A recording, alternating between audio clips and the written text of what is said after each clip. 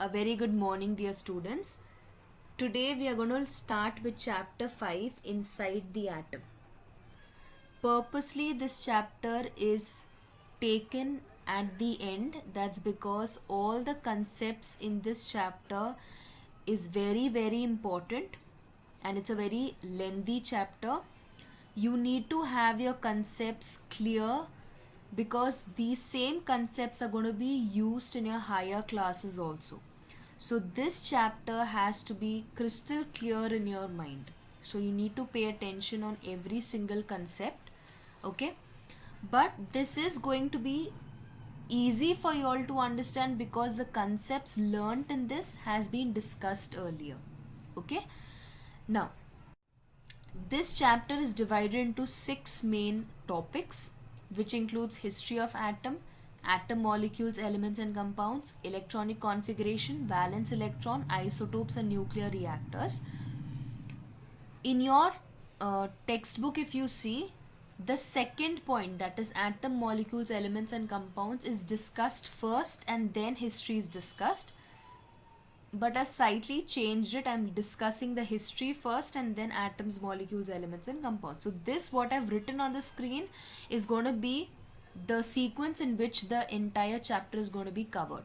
Okay, so today we will be learning history of atom. So let's begin with history of atom. Now, in the 6th century, Kanad was a person who said that matter consists of small particles. So matter, you can divide the matter, you can break it down to give rise to smaller particles, but there's going to be one point where the matter cannot be divided further. So the last particle that remains where the matter cannot be divided further, he called that to be the smallest particle and he named it to be Parmanu. Parmanu basically means that the smallest particle. The same concept was discussed and described by Democritus. Democritus stated that matter is made up of small particles that cannot be divided further.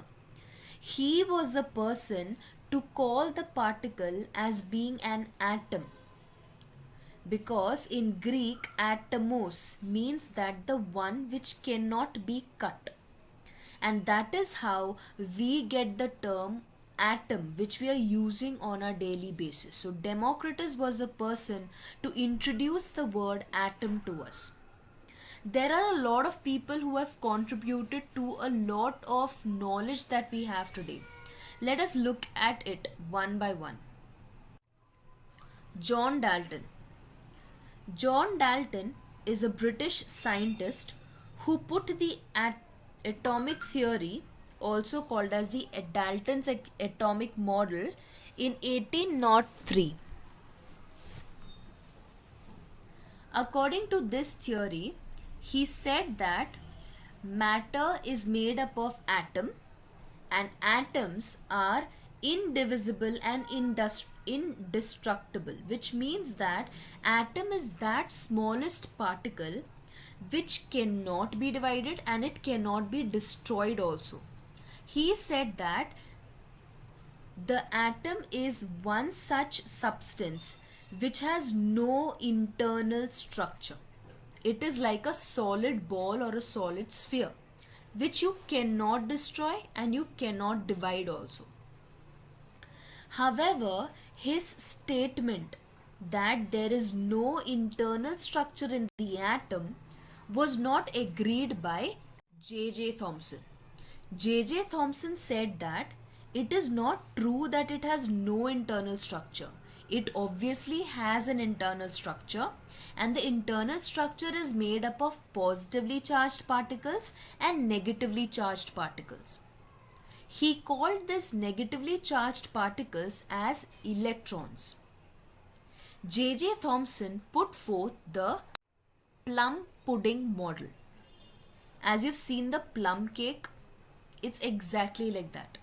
He said that the atom has negatively charged electrons which are embedded, and positive charge is distributed throughout the atom.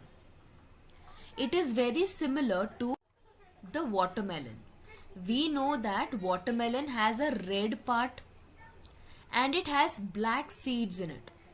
So Thomson's atomic model is very much similar to the watermelon, where the red part is nothing but the positive charge which is evenly distributed, and the negatively charged particle or the electron is nothing but it's equal to the seeds in it. How we have the black seeds put or embedded in the red mass? Exactly in the same way, the negatively charged electron is embedded in a full equally distributed positive charge. Now, the statement given by Thomson that positive charge is evenly distributed, to prove that, Rutherford came forward with an experiment. His experiment is called as the scattering experiment. For this experiment, Rutherford, he took a radioactive element. The radioactive element here in this diagram is labeled as the source on the extreme left. Why is it called as a source? Because this radioactive element is emitting alpha particles. Alpha particles are positively charged particles. He allowed these particles to pass through a thin gold foil, and he surrounded this gold foil with a sheet which was the detector or the screen, which was a fluorescent screen. Now, he knew that alpha particles are positively charged, and he also believed that Thomson's theory said that the atom has evenly distributed positive charge. So he expected that positive alpha particles will hit on the positive charge on the atom, and because both are positive, the particles will reflect away from the foil. As expected, the alpha particles that came out or that emitted from the source passed and hit on the gold foil. As expected, most of the particles reflected back because the atom had positive charge, and alpha particles were also positive. So positive and positive, it reflected or it deflected away. But what was unexpected was that most of the particles, it passed straight through the gold foil. So most of it passed straight, some of it got deflected and moved to the right and the left. So this was an experiment which had both expected things and unexpected things happening. Let's look at this. So this is how the experiment was done. On the screen where you see the blue colored part, the blue colored is actually the source, or it is a radioactive element. The dotted particles which you see moving is the alpha particle. In the center you see the yellow frame, that is the gold foil, and you can see the screen or the fluorescent sheet that was placed. Now if you see, there are these blinking spots on the screen. It is actually showing the alpha particles, the hitting of the alpha particles on the screen. Now the radioactive source which is emitting the alpha particles are hitting on the gold foil. If you see, there is one constant point on the screen which is on the extreme right. It is actually the maximum amount of the alpha particle which went straight through the foil, which without getting deflected, without going right and without going left. So you had maximum amount of alpha particles which went straight without any deflection. There were few of them which went left, there were few which went right, and there were even few which reflected back from the gold foil, as was expected by Rutherford. So based on this, he gave the atomic model. So he said that Because most of the particles went straight, it meant that there wasn't anything in the atom which was blocking the particles from going straight. So he said based on this that there are empty spaces which are allowing the particles to go straight. There were many which went left and which went right. Based on this, he said that there are negatively charged electrons, as was told by Thomson's theory. He said it is correct that there are negatively charged particles in the atom, because of which the positive charged particle was moving right and was moving left. And he said that there were many particles which got reflected back. It means that there is positively charged area in the atom which causes this reflection to take place. So he said empty spaces were there, negatively charged particles were there, and positive area was there. These were the conclusions that was made from Rutherford's experiment. Rutherford said that positively charged nucleus is there in the center and the mass is present in the nucleus itself. Negatively charged electrons were there. Electrons was equal to positive charge on the nucleus and there are empty spaces. So this is what was concluded from Rutherford's scattering experiment. However, there were laws in physics which stated at that time that if there are electrons moving or revolving around the nucleus, their energy is going to decrease because of this movement. And if there is decrease in the energy, then the atom will become unstable. However, Rutherford had pointed out that only the atom is stable. And at that point of time, only radioactive substances were believed to be unstable, remaining all atoms were stable. So this was the only shortcoming in Rutherford's atomic model. This shortcoming, however, was removed by the atomic model theory that was put forward by Bohr, Niels Bohr. Niels Bohr in the year 1913 explained how the atom is stable, and he explained the stability of the atom by putting forth the stable orbit atomic model.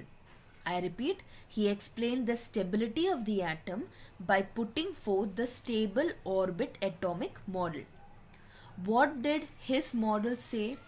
His model said that the electrons revolving around the atomic nucleus, they lie in concentric circular orbit at certain distance away from the nucleus.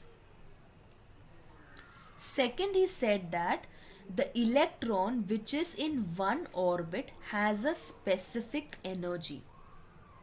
Third, and the most important of it, he said that when an electron jumps from an inner orbit to an outer orbit, it absorbs energy, and when it jumps from outer orbit to an inner orbit, it leaves energy or emits energy. And this is what you can see here on the screen. When the electron is out in the outer orbit, is coming inside the orbit, it is emitting energy, and when it's moving from the inner orbit to the outer orbit, it's absorbing energy.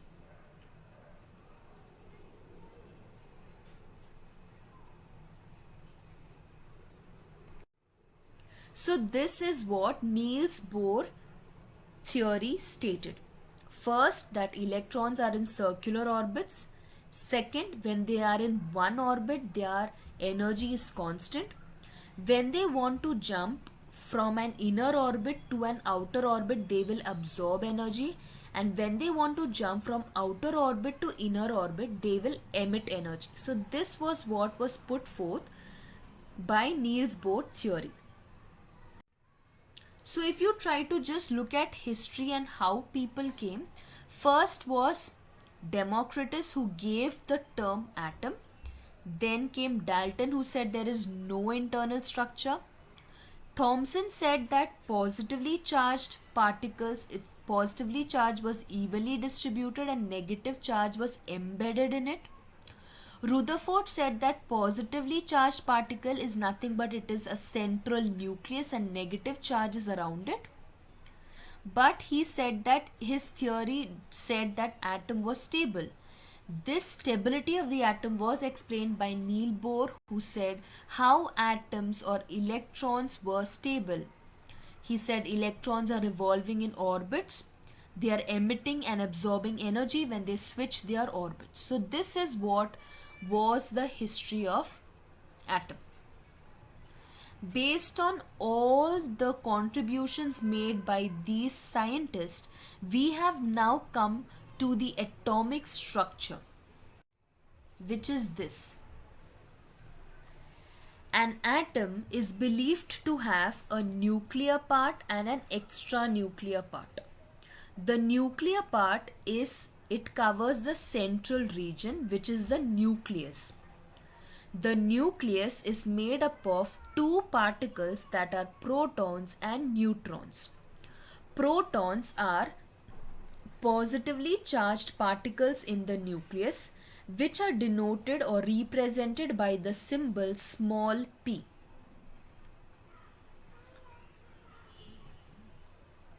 Neutrons are electrically neutral particles, which means it's not positive also, it is not negative also. It is denoted by the symbol small n.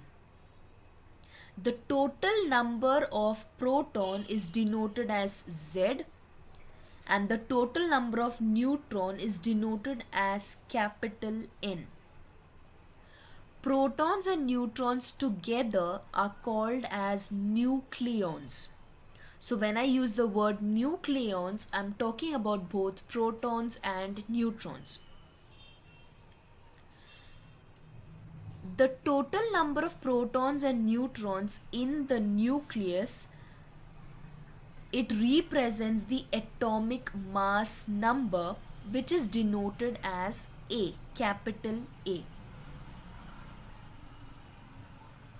Because protons are positively charged and neutrons have no charge on it, the total charge on the nucleus is positive. The extranuclear part is the part which covers the shells or the orbits which are at certain distance from the nucleus. This orbit contains negatively charged electrons which move in specific orbits or specific orbitals. Electron, which is negatively charged atomic particle, is denoted by the symbol small e. These shells in which they move can also be called as orbits. The number of electron is always equal to the number of proton in the nucleus. Now we know proton is positive charged, electron is negative charged. If plus is equal to minus, then the entire charge will be zero. They cancel each other. Because every atom has same number of electron and same number of proton, the atom is said to be electrically neutral.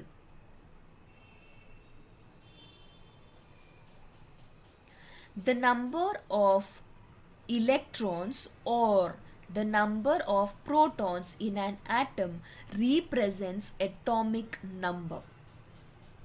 We will, whatever was told till now, we will summarize it. This one slide is extremely important for you all to remember. All the points written in this slide should be memorized and it should be remembered, because this is very important, because this is also applied in the higher classes. So this one slide should be memorized properly. Let's look at this. Protons are positively charged, denoted by the symbol small p. Neutrons are neutrally charged, denoted by small n. Nucleus, which is in the center, has these two particles which we learned, that is protons and neutrons they have. Now if you look at it, protons are positive, neutrons have no charge, so total, if you add it up, nucleus which is there, it is going to be positively charged. Correct? Now this so much what you learned is the nuclear part of the atom. When you are coming to extra nuclear part, you are talking about electrons. What are electrons? They are the particles which are negatively charged. Okay? Now, when you combine the nuclear part and the extra nuclear part, the protons and the electrons, they are always equal. That means plus will be equal to minus. Because plus is equal to minus, they will cancel each other and the total atom will become neutral. Okay, so this is when we are talking about the nuclear part and the extra nuclear part. Alright, now two main things which you have to remember: atomic mass number. Atomic mass, now when we learnt about the history, we understood that the scientists told that the mass is contributed by the nucleus. Correct? Who is in the nucleus? Protons and neutrons are present in the nucleus. So atomic mass number, which is denoted as capital A, will be equal to the number of protons and the number of neutrons. Okay, and second is atomic number, which is denoted as capital Z.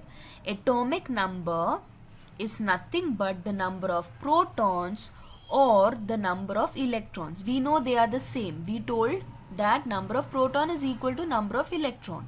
So how much ever protons will be there, that much only electrons will be there. So their number is nothing but atomic number. Now,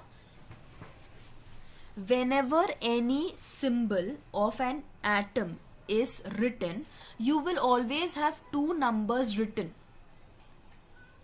Okay, so always when such a picture is shown to you, remember that the number which is written as a superscript means the number that is written on the top, is the mass number, that is capital A, and the number that is written as a subscript, that means as it's written lower or at the lower end, or the number that is written down, is representing the atomic number, that is denoted as Z.